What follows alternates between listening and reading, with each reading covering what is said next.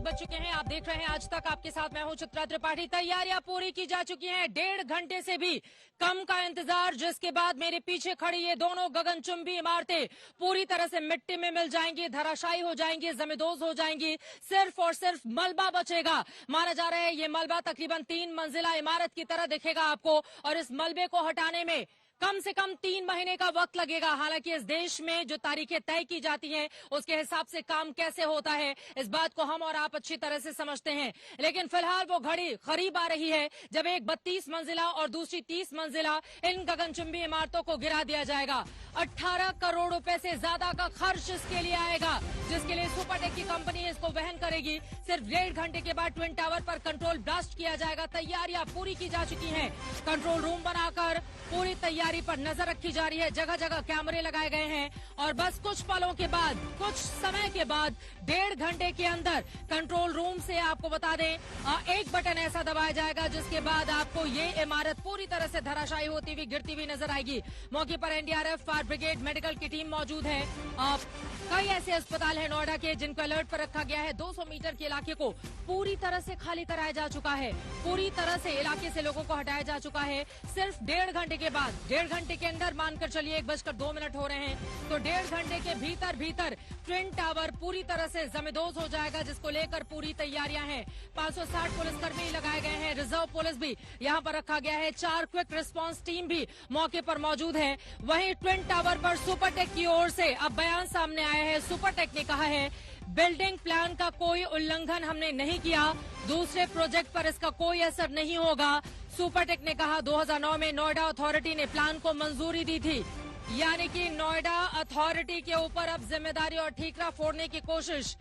हमारे 2 सहयोगी अलग अलग हिस्सों से हमारे साथ जुड़े हुए हैं, अर्पिता आर्या और आशुतोष मिश्रा। सबसे पहले अर्पिता के पास चलते हुए, अर्पिता आप जहां पर मौजूद हैं काफी ज्यादा गहमा गहमी है, वहां पर कंट्रोल रूम से नजर रखी जाएगी, किस तरह की तैयारी है?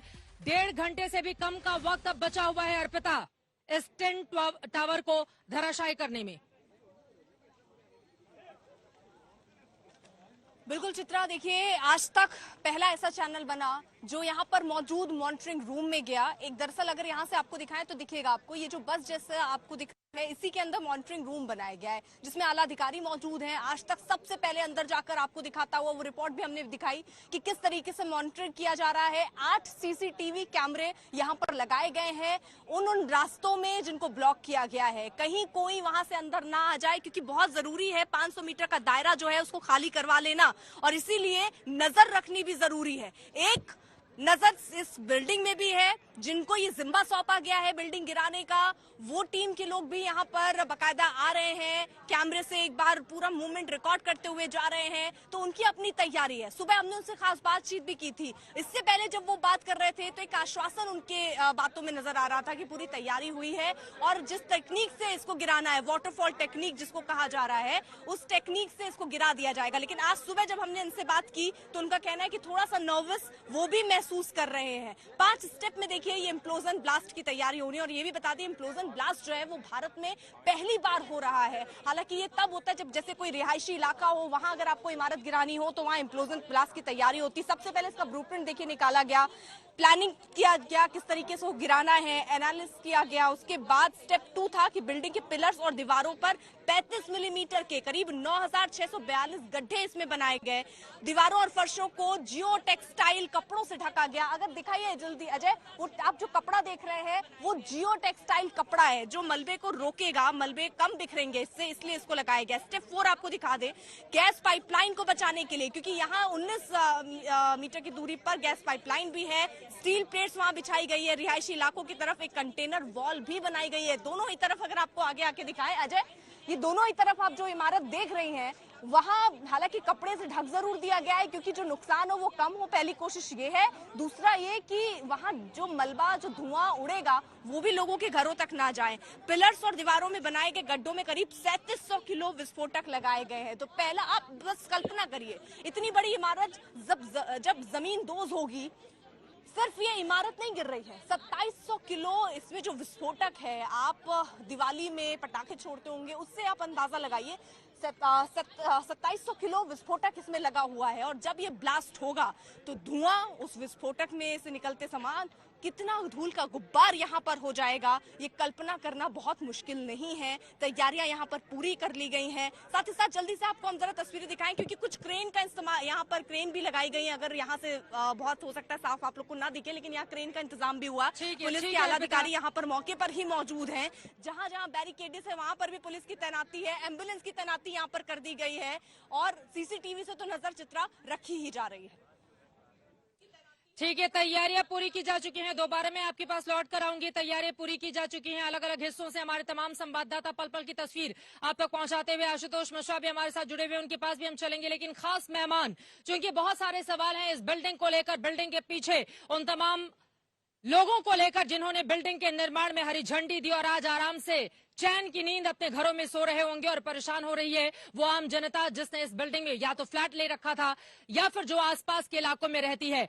उनका परिचय कराते हुए आपको बता दें, इस वक्त जो स्टूडियो हमने तैयार किया हुआ है यहाँ पे इस ट्विन टावर के बिल्कुल पास, यहाँ पर हमारे साथ मौजूद हैं doctor Harish Tripathi, principal architect आर्था के, और प्रोफेसर विपुल सिंह जी पर्यावरणविद हमारे साथ दिल्ली यूनिवर्सिटी से जुड़े हुए हैं।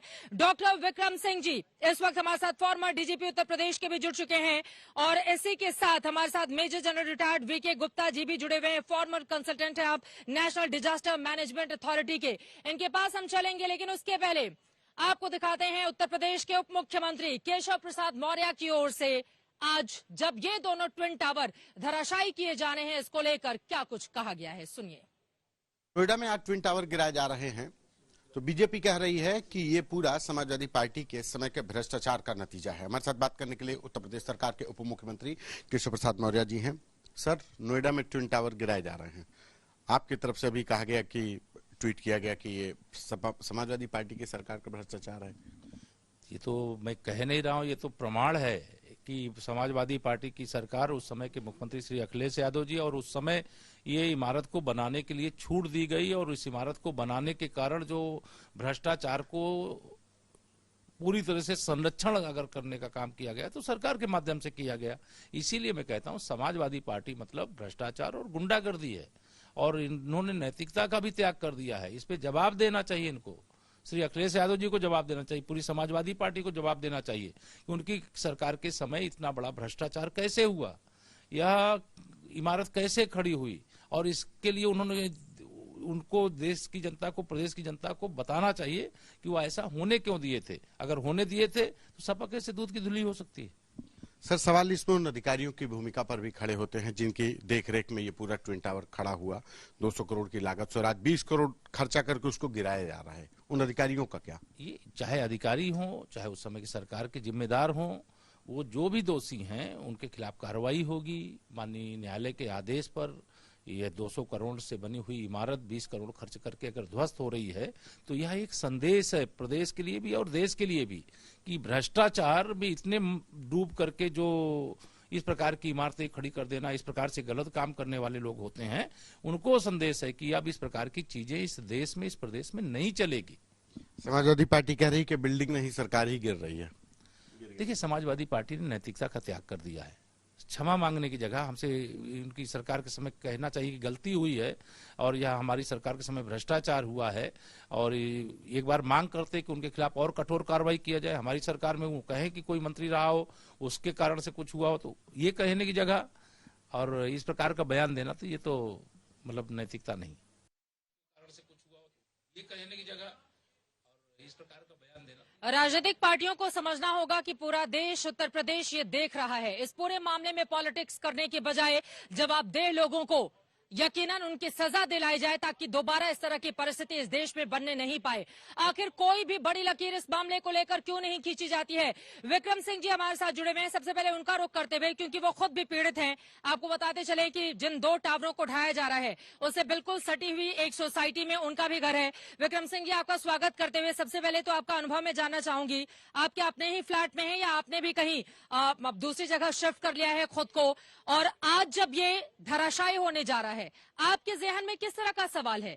क्योंकि भले ही आप इस प्रदेश के बड़े अधिकारी रहे हों, लेकिन पीड़ित तो आप भी हैं विक्रम सिंह जी। चित्रा जी नमस्कार, बड़ी कृपा की आपने याद किया। मैं कल ही सुपर टेक छोड़ करके लखनऊ आ गया हूं क्योंकि मेरे पास एक संसाधन था, लेकिन 99.9% जो रेजिडेंट्स हैं उनके पास ये व्यवस्था नहीं है कि वो कहीं अन्यत्र जा सके।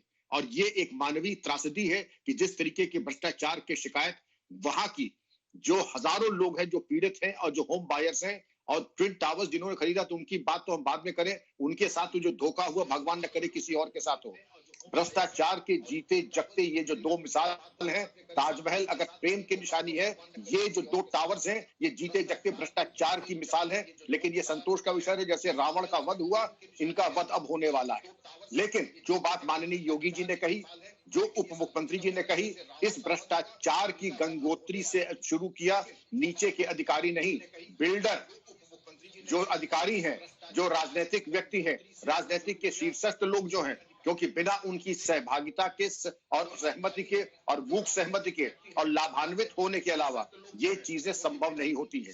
चित्रा जी, यहाँ पे मैं कॉम्प्लीमेंट करना चाहूंगा उदय भान तिब्बतिया जी को और RWA को, जो 3rd क्लास कंपार्टमेंट पे बैठ करके दिल्ली से इलाहाबाद हाईकोर्ट जाते थे और जिस प्रकार की तपस्या उन्होंने की, ये एक मिसाल है कि किस प्रकार सत्यमेव जयते, सत्य की विजय हुई। क्योंकि जिस प्रकार के उनका विरोध हो रहा था राजनीतिक स्तर पे, ब्यूरोक्रेटिक स्तर पे और बिल्डर्स के तरीके के पूरा एक नेक्सस था जो एक संगठित अपराधी का होता है, धन बल, बाहुबल और मनोवैज्ञानिक बल, उसको सबको परास्त किया। उसके लिए मैं उनको कॉम्प्लीमेंट करूंगा और सुप्रीम कोर्ट को सलाम करूंगा।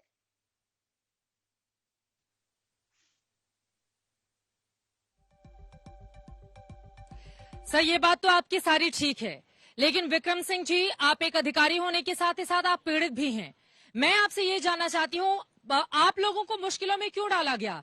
वो जो आम जनता है, क्योंकि नोएडा NCR में हम ये देखते हुए चले आ रहे हैं किस तरह से बिल्डर्स की मिलीभगत होती है अधिकारियों के साथ और बाद में ऊंची ऊंची इमारतें तैयार कर ली जाती हैं। ये कोई सिर्फ 2 ट्विन टावर की बात नहीं है, ऐसी बहुत सारी इमारतें इसी नोएडा में अभी भी मौजूद हैं जिनको या तो हटाया जाना है या ढहाया जाना है या फिर उनके निर्माण पर रोक लगा दी गई है। मेरी आंखों के सामने नोएडा में ऐसी बहुत सारी इमारतें हैं जिनको स्टे ऑर्डर दे दिया गया है, ना वो बन रही हैं, ना उनको ढहाया जा रहा है, एज इट इज उनको छोड़ दिया गया है और आसपास रहने वाले लोग मुश्किलों में पड़े हुए हैं।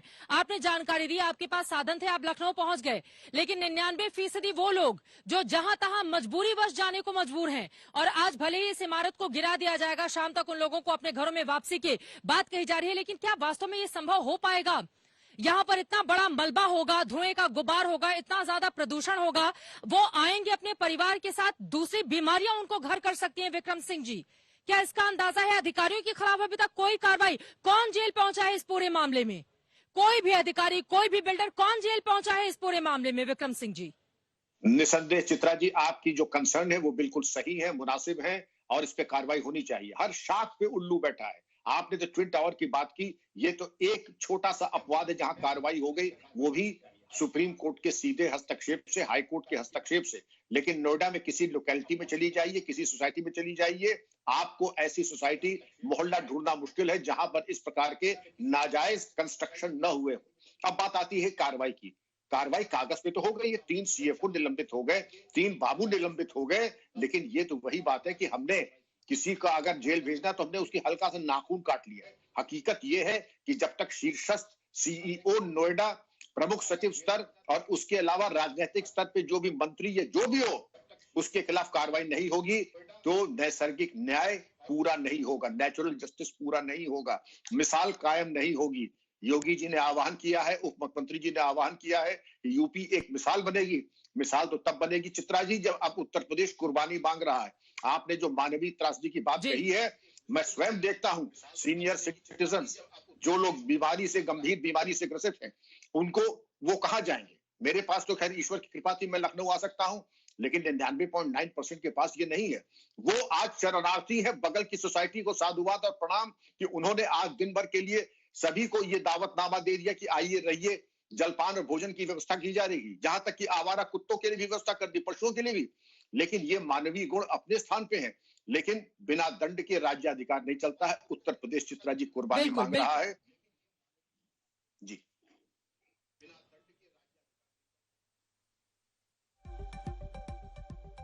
मैं लौटूंगी सर आपके पास। वीके दत्ता जी भी हमारे पास मौजूद हैं, लेकिन एक आंकड़ा मैं लेकर आई हूं। दरअसल सवाल खड़े किए जाने जरूरी हैं और इस आंकड़े को पढ़ते हुए फिर वीके दत्ता जी मैं आपके पास और फिर यहां पर स्टूडियो जो हमने बना रखा है अपने मेहमान बैठे हुए हैं उनके पास लौटूंगी। नोएडा अथॉरिटी से संबंधित सीएजी की रिपोर्ट में सनसनीखेज खुलासा हुआ है, जिसमें बताया गया है कि अधिकारियों ने बिल्डर को लाभ पहुंचाने के लिए राजस्व विभाग को 13,000 करोड़ रुपए का नुकसान पहुंचाया है। 13,000 करोड़ रुपए, आप सोचिए ये कितना बड़ा अमाउंट है। 2005 से लेकर 2017 के बीच नोएडा प्राधिकरण के अफसरों ने बिल्डर को खूब फायदा पहुंचाया और मनमाने ढंग से भूखंड बांटे और ग्रुप हाउसिंग सोसाइटी के भूखंड आवंटन में बड़े पैमाने पर अनियमितताएं की गई हैं। ये स्थिति अगर बनती है तो इसको रोक पाने में कामयाबी उस तरीके से कैसे नहीं मिल पाती, ये बड़ा सवाल है। प्राधिकरण से भूखंड लेकर उनको छोटे बिल्डरों को बेचकर मुनाफा कमाया गया और आपको ये भी बताते चले कि यमुना किनारे फार्म हाउस में बिल्डर को फायदा पहुंचाया गया। सीएजी की ये रिपोर्ट विधानसभा के पटल पर भी रखी गई थी। रिपोर्ट में कहा गया कि जमीन आवंटन में आरक्षित मूल्य के विकास मानदंडों का ध्यान नहीं रखा गया, जिसके कारण 13,967 करोड़ रुपए की वसूली अधर में लटक गई। तो अभी वसूली भी किया जाना बाकी है वीके दत्ता जी, लेकिन उसके पहले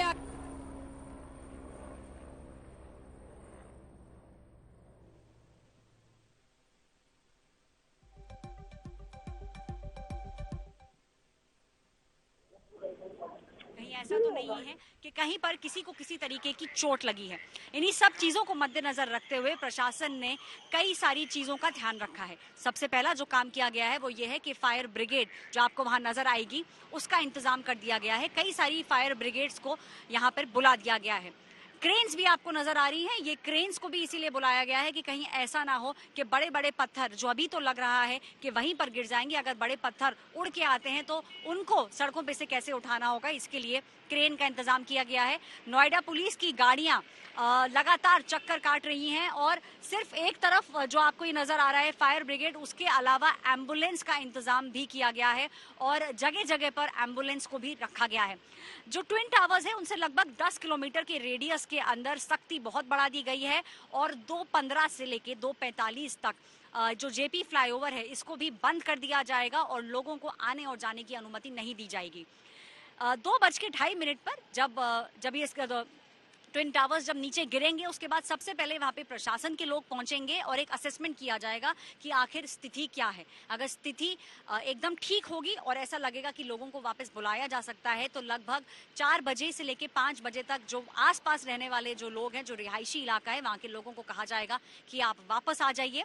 इस समय अनुमान यही लगाया जा रहा है कि सब कुछ एकदम ठीक होगा। अगर ठीक हुआ तो धीरे धीरे करके शाम को कई सारे लोग अपने घरों की तरफ वापस आने लगेंगे, लेकिन अगर कहीं पे कुछ मामला बिगड़ता हुआ सा नजर आया तो प्रशासन अपनी तैयारी के साथ पूरी तरह तैयार है। एम्बुलेंस तैयार है और कई सारे स्मॉग की जो मशीन्स हैं उनको भी लगाया गया है, क्योंकि लग रहा है कि प्रदूषण बहुत ज्यादा होगा। नोएडा के इलाके के अंदर कम से कम 10 किलोमीटर के रेडियस में प्रदूषण होगा, इसीलिए स्मॉग गन्स का इंतजाम किया गया है, सफाई कर्मचारियों का इंतजाम किया गया है और वाटर स्प्रिंकलिंग का भी इंतजाम कर दिया गया है। कैमरा पर्सन आलोक दास के साथ ऐश्वर्या पालीवाल, आज तक।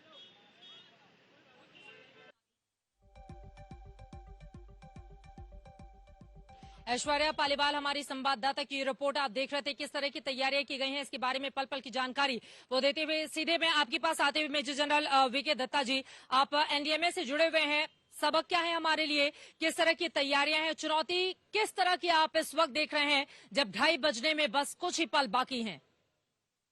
दत्ता जी। आपको शायद मालूम होगा कि पूरा हमारा जो एनसीआर का रीजन है वो एक सेस्मिक जोन है। पहली बात तो यह है कि हमारे पास यहाँ पे जो बिल्डिंग्स हम बना रहे हैं उनकी हाइट कितनी होनी चाहिए, कि हमको सेस्मिसिटी को मद्देनजर रखते हुए हमारी प्लानिंग उसी मुताबिक हो रही है कि नहीं हो रही है। दूसरा है कि जो इसको इलीगल कंस्ट्रक्शन इतने साल से चल रही है, जितने अधिकारी थे जो इसमें इन्वॉल्व थे, कैसे इसको सैंक्शन मिली, किस प्रकार से ये बिल्डिंग खड़ी होगी। अभी आ गया कोर्ट का फैसला है कि इसको डिमोलिश करना है।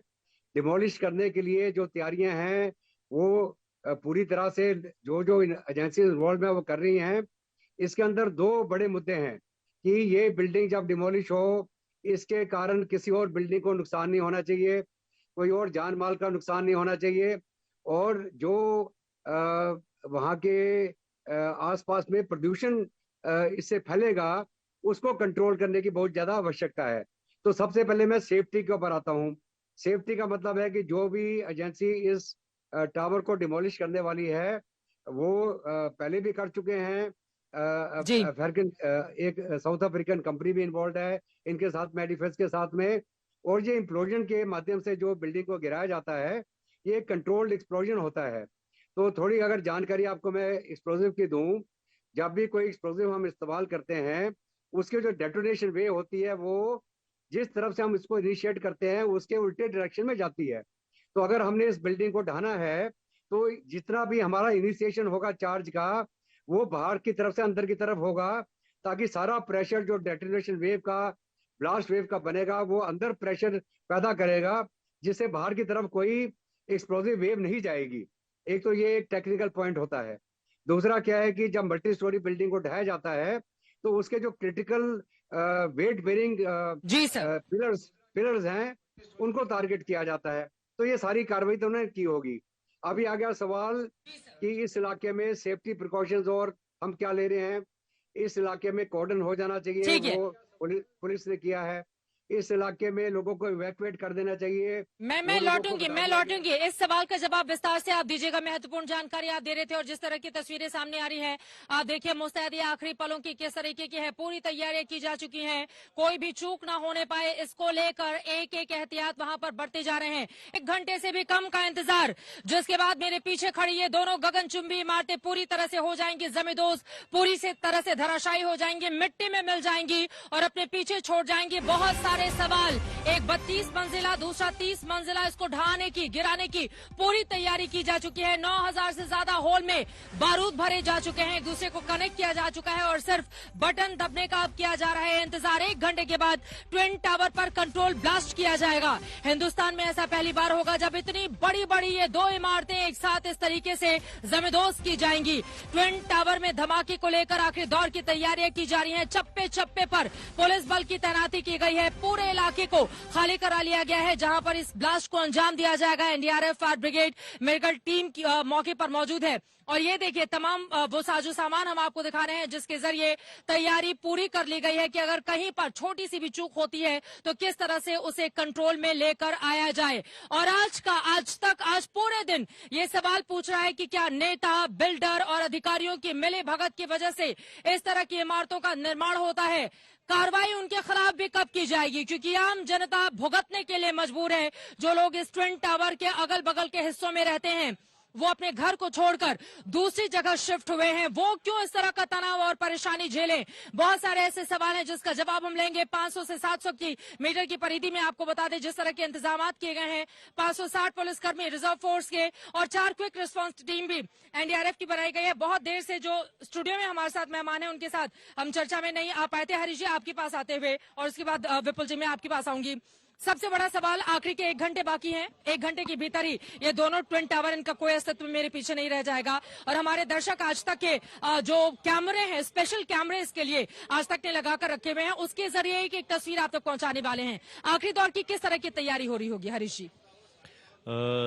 आखिरी दौर की तैयारी तो अब ब्लास्ट के बारे में ही रहेगी। हाँ। कि किस तरीके से लास्ट जो है ब्लास्ट के या उसके जो चेकिंग पॉइंट्स होंगे वो सारा कुछ कर रहे होंगे, यही है। और बाकी अब ढेर सारे इश्यूज हमारे उसमें हैं। हाँ।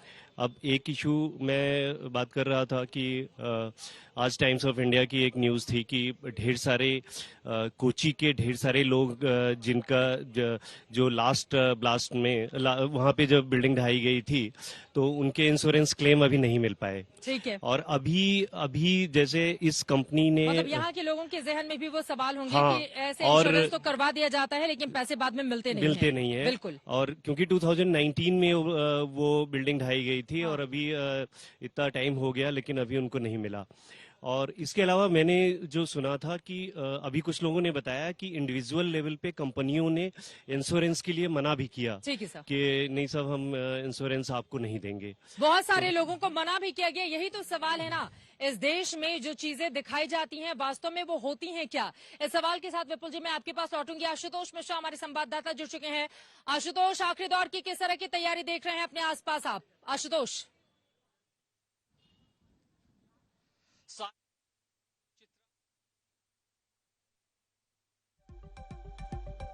आशुतोष के पास हम चलेंगे, लेकिन उसके पहले लेकर चलते हैं गुजरात। प्रधानमंत्री नरेंद्र मोदी का वहां पर संबोधन चल रहा है, सीधे सुनते हैं।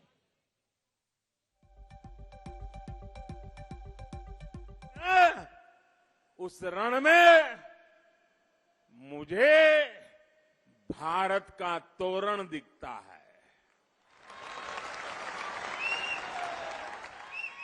और आज जब मैं कहता हूं, लाल किले से कहता हूं, 15 अगस्त को कहता हूं कि 2047 भारत डेवलप कंट्री बनेगा।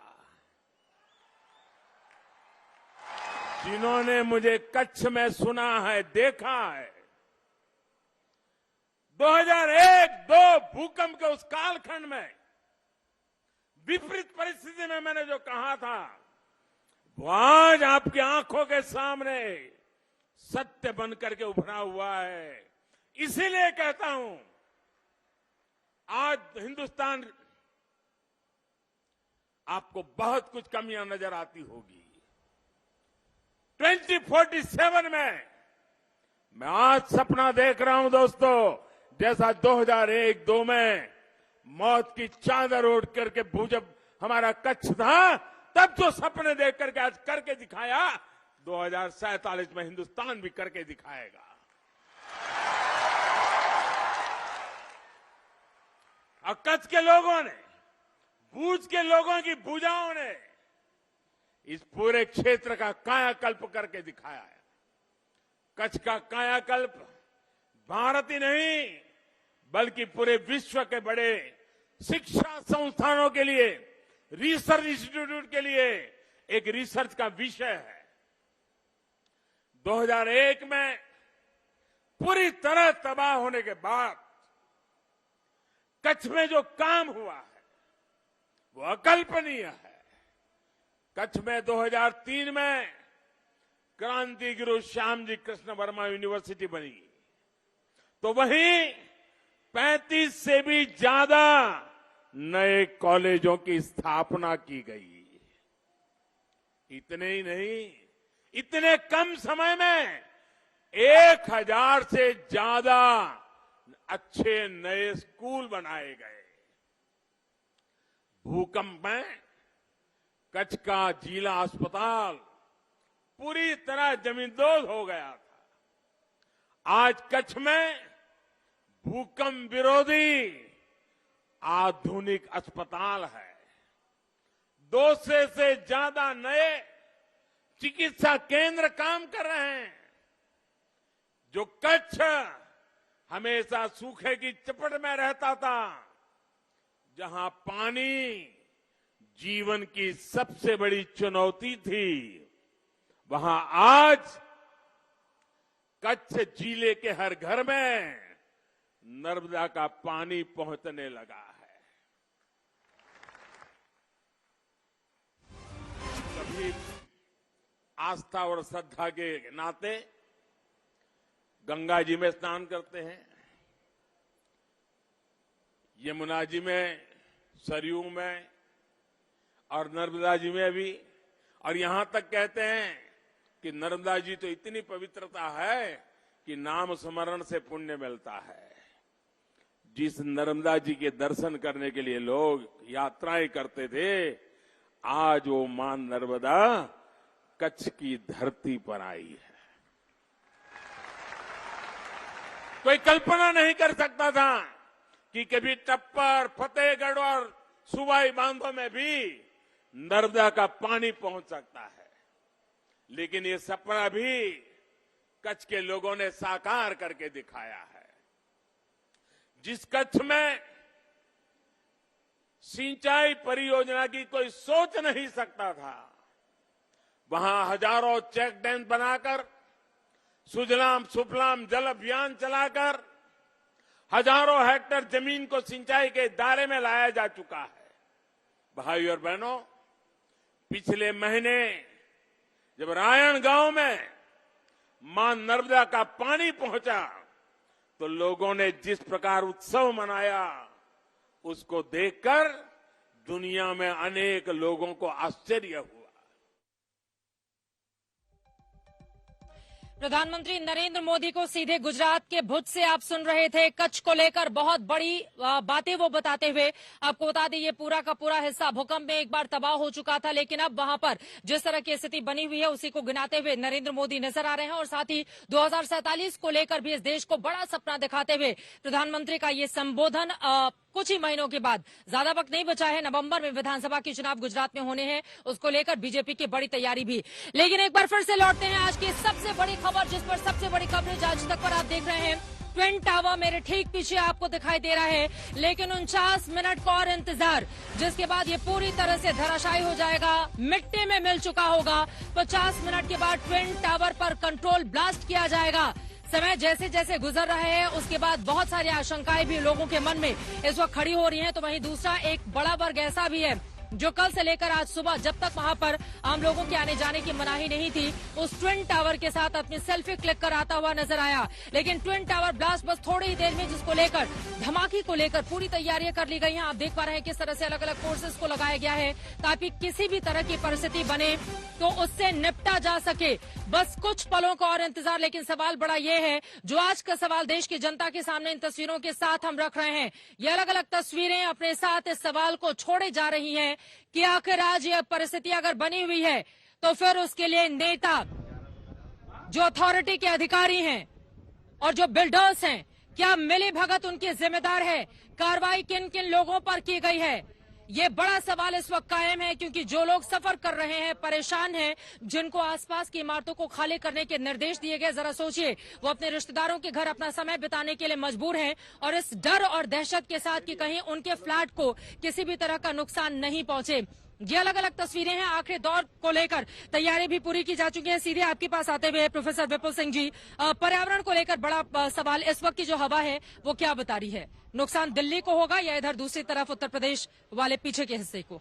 देखिए, अभी जो हवा का रुख है वो तो वेस्टर्न यूपी की तरफ है। दिल्ली शायद इस बार बच जाएगी, क्योंकि जो दिल्ली माइक ऊपर कर लीजिए सर, माइक ऊपर करके। हाँ। दिल्ली में अभी पिछले 2 दिन पहले तक हवा का जो रुख था वो पूर्व की तरफ था। अब लेकिन जो हवा है वो पश्चिम की तरफ चल रही है। जो लोग अभी अपने फ्लैट में मौजूद हैं, जो से सटे हुए इलाके, कुछ ऐसे हिस्से जहां से लोग अपने घरों को छोड़कर नहीं गए हैं या एहतियातन उनको कहा गया है कि आप अपने घरों के भीतर रह सकते हैं, उनको आप क्या सलाह देना चाहेंगे? 2:15 बजे से लेकर कितने बजे तक वो मास्क लगाकर रहें, खासतौर से जिनको सांस की बीमारी है, क्या उनके लिए खतरा ज्यादा बढ़ सकता है आज? एकदम, क्योंकि चित्रा जी, ये जो मैंने पहले भी बताया कि ये जो ब्लास्ट होगा, इसके बाद जो धूल के कण गुब्बार उठेगा, इसमें 2 तरह के धूल के कण होंगे। एक जो बड़े आकार के होंगे उसको तो स्प्रिंकलर से बिठा वो बैठ जाएगा, लेकिन जो बहुत माइन्यूट है, जिनका जो बहुत सूक्ष्म कण होंगे, वो आकाश में सस्पेंडेड फॉर्म में रहेंगे और वो बहुत हैजार्डस होंगे। तो उससे बच के रहने की जरूरत है और इसीलिए जो भी लोग आसपास रह रहे हैं उनको मास्क लगा के रहने की जरूरत है। लेकिन जो सबसे बड़ा जो सवाल जो आपने उठाया, मैं उसकी तरफ ध्यान आपका लाना चाहता हूँ कि भाई ये जो उच्चतम न्यायालय ने, अगर आप उनके निर्णय को देखें, उन्होंने 3 चीजों को बड़े एम्फेसाइज करके हाईलाइट किया है। पहला कि आपने फायर सेफ्टी मेजर्स बिल्डर्स ले रहे हैं कि नहीं, दूसरा ओपन एरिया कितना आप छोड़ते हैं, और तीसरा कि बिल्डिंग कोड होते हैं, बिल्डिंग कंस्ट्रक्शन कोड होते हैं, वो आप फॉलो करते हैं। इन तीनों का वायलेशन हुआ था, तभी ये निर्णय आया कि इसको डिमोलिश किया जाए। सिर्फ 9 मीटर का फासला था एक बिल्डिंग और जो बिल्डिंग जिसमें लोग अभी रिहायशी इलाके में रह रहे हैं। बिल्कुल ग्रीन ओपन एरिया में ये पर्यावरण के जितने भी मानक हैं उनका पूरी तरह से उसका उल्लंघन किया गया था। इसी के कारण इस बिल्डिंग को, तो इससे ये जो सबक मैं लौट रही हूँ है, आपके पास। पूर्व सलाहकार एनडीएमए के भी हमारे साथ दत्ता जी जुड़े हुए हैं, उनके पास भी मैं चलूंगी, लेकिन उसके पहले अर्पिता आर्य हमारी सहयोगी पल पल की तस्वीरें आप तक पहुंचा रही हैं, उनकी एक रिपोर्ट देख लेते हैं। ट्विन टावर एक धमाके के साथ गिर जाने वाला है, लेकिन उसके बाद की जो तैयारियां होनी है, क्योंकि धुएं का गुब्बार यहां पर उड़ेगा और उसके लिए ये आप देख रहे हैं पानी के टैंक यहां आपको लाइन से नजर आ रहे होंगे। ये पानी के टैंक लगाए गए हैं, जिसके बाद इसमें कहा जा रहा है कि इससे जो है पानी, जो धुआं निकलेगा, जो गुब्बार धूल का होगा, उसको बचाया जाएगा। भैया क्यों लगाया गया इसको? ये धूल के मारे जो धूल उड़ेगी उसको रोकने के मारे लगाए गए। कैसे काम करेगा? ये पानी छिड़केंगे? हाँ, पानी क्या लगी दिखाओ आके जरा। नीचे कपलिंग लग रही है। आओ। क्या? इससे पानी का प्रेशर बनेगा। इससे पानी का प्रेशर बनेगा। हाँ, फिर? प्रेशर से फिर पानी मारेंगे धूल वूल तो पे। यहाँ यहीं पे यहाँ से उतनी दूर पानी कैसे जाएगा? ना मतलब कि उधर जाना पड़ेगा टैंकर लेके। ये टैंकर उधर जाएंगे, अभी यहाँ पे लगाए गए हैं। अच्छा भैया, कुछ और लोग हैं आप भैया, यहाँ पर ये किस तरीके से ये काम करता है और ये अभी यहाँ लगाया गया, इसको बाद में वहाँ लगाया जाएगा? ये जी जब ये बिल्डिंग टेजनेस हो जाएगी ना, तो इसमें जो धूल उठेगी उसके लिए छिड़काव करा जाएगा इसका। अच्छा, तो कैसे ये काम कैसे करता है भैया पानी की टंकी? काम इसमें जी वो है, क्या नाम है, कंपनी है, कपलिंग लगती है तो इससे फवारा मारता है। जो जितनी डस्ट उड़ेगी ना वो सब जैसे फायर ब्रिगेड से निकलता है पानी वैसे ऐसे से निकलता है, ऐसे से। ठीक है, तो अब जरा ये देखिए, कुल मिलाकर हम ये तस्वीरें आपको दिखा देते हैं। यहाँ देखिए 1 2, उसके बाद आप देखिए 3 4, पीछे देखते जाएंगे 5 6 7 8 9, तो 9 पानी के ऐसे ही एक तरीके से कह लीजिए ये टैंकर जिनको लगाया गया है। और यहाँ पर देखिए ये भी लिखा हुआ है संशोधित जल, ये पानी पीने योग्य नहीं है। ये पानी दरअसल इस्तेमाल होगा, जो धूल उड़ेगा उसको उसमें पानी का छिड़काव कह सकते हैं। कई बार प्रदूषण को दूर करने के लिए कृत्रिम बारिश का सहारा लिया जाता है। अब यहाँ अपने देश की स्थिति को देखते हुए यहाँ पर कोशिश ये है कि इन पानी के टैंकों से दरअसल छिड़काव किया जाए।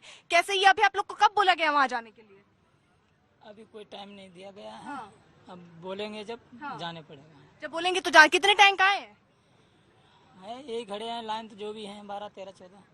अच्छा, तो यहाँ पर आप देखिए ये इंतजाम हुए हैं। साथ ही साथ जरा आपको जल्दी से दिखाएं, यहाँ पर फायर ब्रिगेड की तैयारी भी यहाँ पर की गई है। अगर आप देख पाएं, ये जो एरिया आप देख रहे हैं, जल्दी से हम अपने कैमरामैन अजय से कहेंगे जरा तस्वीरें दिखाएं, जूम करके आपको वहां की तस्वीर दिखा रहे हैं। ये लाल कलर की जो आपको गाड़ियां दिख रही हैं, फायर ब्रिगेड लगा दिए गए हैं यहाँ पर, यानी तैयारी हर मोर्चे पर कर ली गई है, चाहे वो पानी के छिड़काव टैंक के माध्यम से हो या ये जो हम तस्वीर आपको दिखा रहे हैं इसके माध्यम से हो। ये सारे इंतजाम यहाँ पर किए गए हैं। धूल का जो गुब्बार, और यहाँ पीछे जरा दिखा दीजिए ट्विन टावर भी एक बार पीछे नजर आ रहा है। तो ये जब ध्वस्त होगा तो उसके बाद यहाँ एम्बुलेंस की तैनाती भी की गई है स्थिति को देखने के लिए। अभी आपको बता रहे थे यहाँ पे मॉनिटरिंग करने के लिए दरअसल वो भी लगाए गए हैं। क्या कह रहे हैं भैया? सर ये एंटी स्मोक गन की सारी तैयारी हो चुकी है। जो हमें जैसे ही बिल्डिंग ब्लास्ट होगी तो जो उससे पोल्यूशन निकलेगा वो पोल्यूशन को शांत करने के लिए हमने जगह जगह जो है एंटी स्मोक गन की पूरी तैयार है। टैंकर ये स्मोक गन ही कहलाती है? हाँ, इसको एंटी स्मोक गन बोलते हैं। अच्छा, एंटी स्मोक गन कहते हैं। तो इसकी कितनी तैनाती, कितने आए हैं यहाँ पर? ये 100 से भी ऊपर मुझे 100 से ज्यादा? 100 से ज्यादा मुझे लग रहा है। जो 100 से ज्यादा टैंकर और जो एंटी स्मोक गन है वो जगह जगह हर मोर्चे पे तैयार है। और ये फायर ब्रिगेड की गाड़ियाँ कितनी है? ये फायर ब्रिगेड की भी गाड़ियाँ काफी है, जिनकी जो गिनती जो है ना वो काफी। ये बोला कब तक गया आप लोगों को? 2:30 बजे मतलब वहाँ पहले ही तैनाती हो जाएगी या ब्लास्ट होने के बाद आप लोग जाके वहाँ पर धुएं में पानी का छिड़काव करेंगे? नहीं, ये जो है ना, जैसे इसकी 2:30 बजे है ना, 2 बजे सारी प्रक्रिया ऑन हो जाएगी। उससे पहले मेरे को 2 बजे से आधा घंटा पहले ऑन रहेगी। वहाँ पर ऑन रहेगी सारी व्यवस्था ऑन रहेगी। अच्छा, यानी पहले से ही सारी पहले से ही ऑन हो रहेगी। तो उसके बाद जो 9 सेकंड का टाइम दिया, उस समय जो डस्ट निकलेगी, पोल्यूशन निकलेगा, वो पोल्यूशन को कंट्रोल किया जाएगा। ठीक है, बहुत बहुत शुक्रिया। तो ये देखिए यहाँ पर ये आप देख रहे हैं ट्विन टावर भी आप पीछे, ये जब गिरेगा तो धुएं का गुब्बार उठेगा और उस गुब्बार पर काबू कैसे पाना है, प्रदूषण की स्थिति को बढ़ने नहीं देने के प्रयत्न भी यहाँ पर किए जा रहे हैं। कैमरामैन अजय के साथ अर्पिता आर्या, आज तक।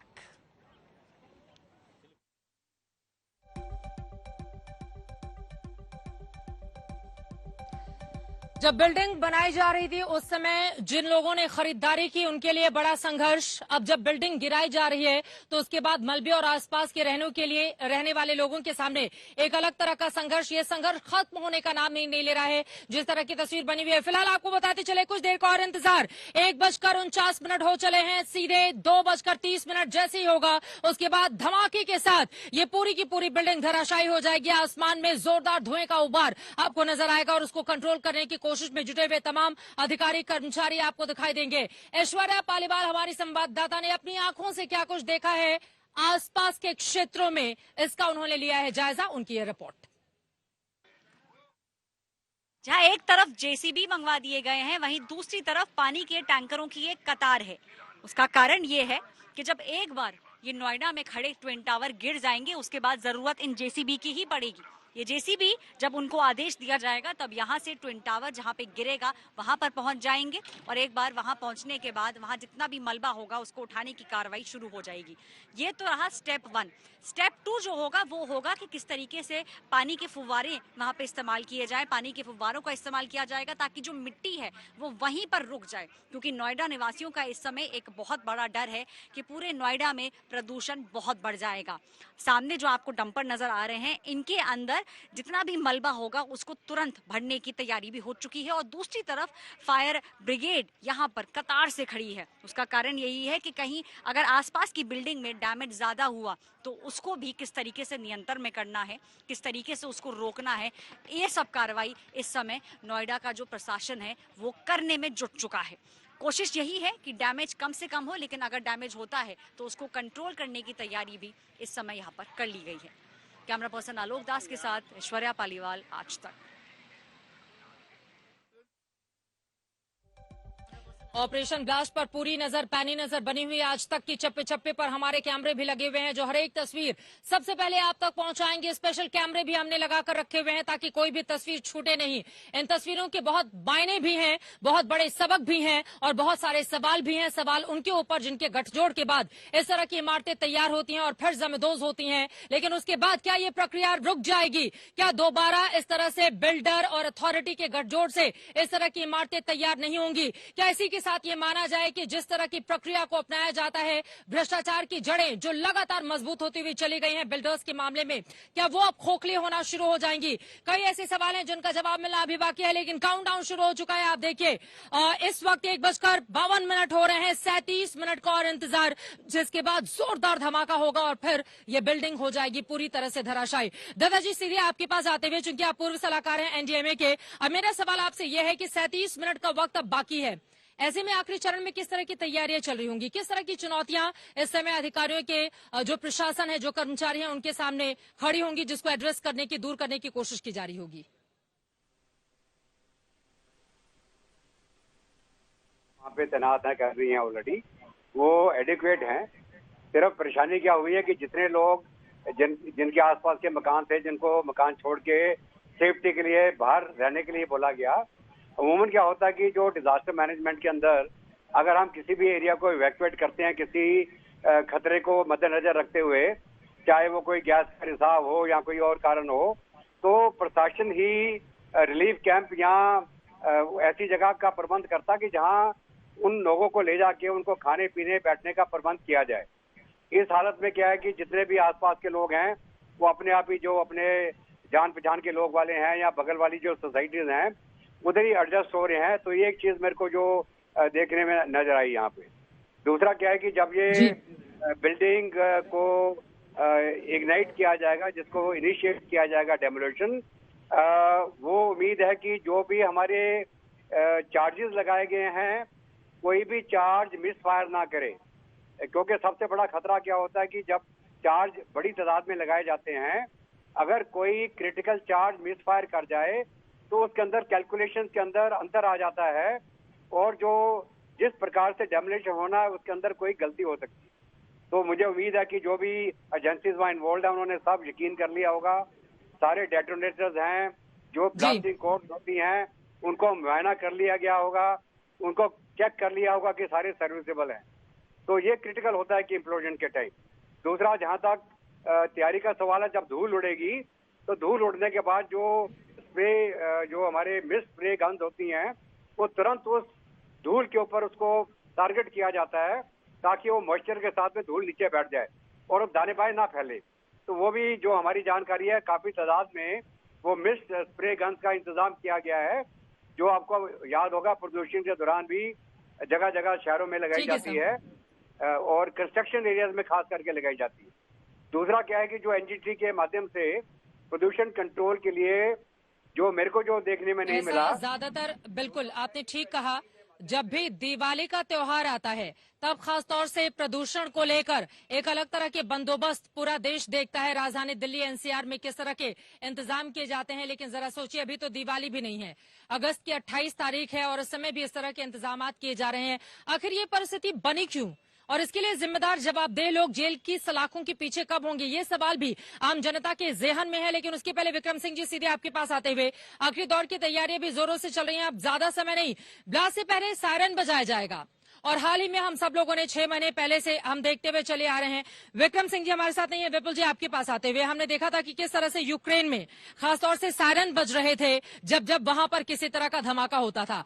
यहां पर भी माना जा रहा है 2:15 के बाद सायरन की आवाज शुरू होगी जो काफी देर तक चलती रहेगी, यानी कि एक अलर्ट होगा आसपास के लोगों के लिए और पूरे हिस्से के लिए। और उसके बाद फिर 2:30 पर एक के बाद एक 14 सेकंड का धमाका, 14 सेकंड के भीतर धमाका और फिर सब कुछ यहां पर जो ये दोनों बिल्डिंग दिखाई दे रही हैं वो खत्म हो जाएंगी।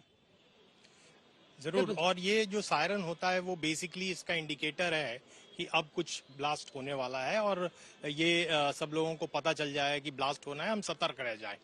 तो ये जो ब्लास्ट होना है ये तो 9 सेकंड का काम है, लेकिन उससे भी जो महत्वपूर्ण चीज है कि जो उसके बाद गुबार निकलेगा धूल का, वो कैसे सेटल होता है। दूसरा कि उसको जो 3 महीने में हमें वेस्ट को डिस्पोज ऑफ करना है, जो अभी सरकार क्लेम कर रही है कि 3 महीने में हो जाएगा, ये बड़ा महत्वपूर्ण है क्योंकि अभी जो सितंबर और अक्टूबर का महीना है दिल्ली में जो शुरू हो रहा है या दिल्ली एनसीआर में शुरू हो रहा है वो बहुत ही खतरनाक है। पिछले 4-5 वर्षों में हमने जो देखा है कि दिल्ली और एनसीआर का इलाका जो है वो हॉट ओवन बन जाता है और चारों तरफ क्लाउडी होता है, जो डस्ट है या कोई भी धुआं है वो कहीं बाहर नहीं जा पाता है। ये बहुत महत्वपूर्ण है क्योंकि ये जो डस्ट स्थिति है अभी भी ऐसा लग रहा है कि हम मतलब तपती हुई गर्मी में जिस तरह से बैठे हुए यहाँ पर अभी भी तो वैसी ही स्थिति है। और प्रदूषण यहाँ पर कभी भी बिल्कुल क्लियर वेदर तो होता नहीं है, चाहे हम अगस्त की बात करें या फिर थोड़ा नवंबर में जब दिवाली नजदीक आएगी, अक्टूबर नवंबर में उस दरमियान की बात तो ये जो डस्ट निकलेगा, जो ट्रक का लोड यहाँ से निकलेगा, हजारों ट्रक जब यहाँ निकलेंगे तो वो जो डस्ट उससे निकलेगी वो डस्ट भी हमारे आकाश में जाएगी। और खासकर ये जो आगे 2-3 महीने आने वाले हैं उसमें बहुत सतर्कता रखने की जरूरत है। हमें प्रॉपर प्रोटोकॉल फॉलो करने की जरूरत है ताकि ट्रक को ढक के ले जाया जाए। और इसको बहुत ध्यान से नोएडा अथॉरिटी को इस पर ध्यान देना पड़ेगा कि हम सारे प्रोटोकॉल को फॉलो कर रहे हैं वेस्ट डिस्पोजल के।